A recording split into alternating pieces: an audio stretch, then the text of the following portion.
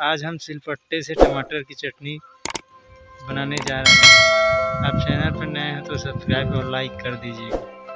टमाटर की चटनी, इसमें लगेगा धनिया, मिर्च, टमाटर।